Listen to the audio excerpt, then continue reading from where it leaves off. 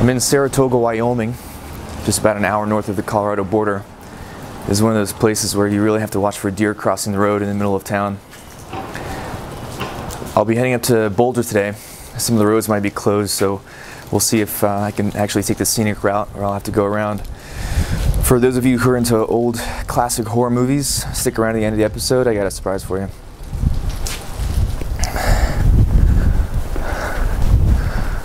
I'm looking around for bears.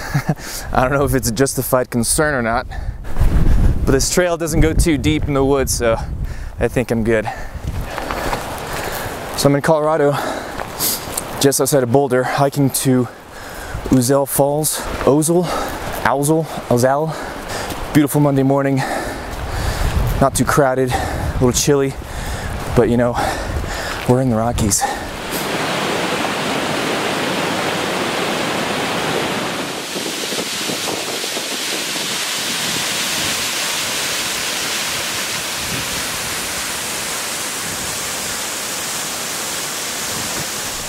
For the last 15 driving hours, I've been listening to Stephen King's The Shining audiobook.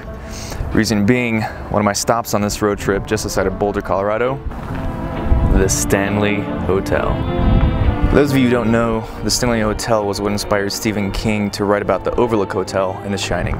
In the front, there's a miniature hedge maze. I think it was built like 5 years ago, and it's obviously a marketing ploy to increase their tourist numbers. Alright.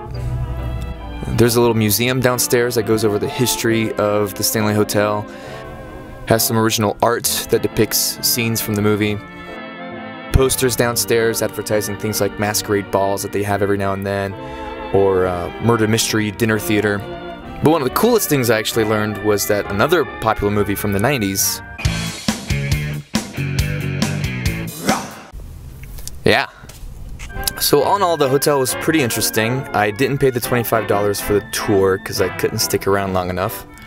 The lobby was pretty nice and old looking, but it was just so crowded, any sort of creepiness factor that the hotel would have had was lost. I would have liked to have stayed there for at least one night to really get an idea of what the hotel was like. There was a ballroom that I got a glimpse of that looked kind of eerie.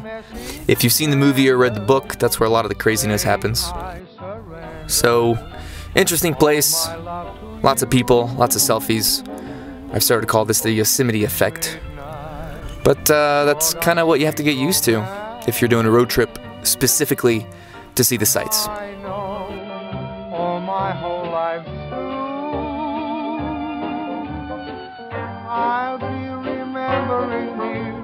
Whatever else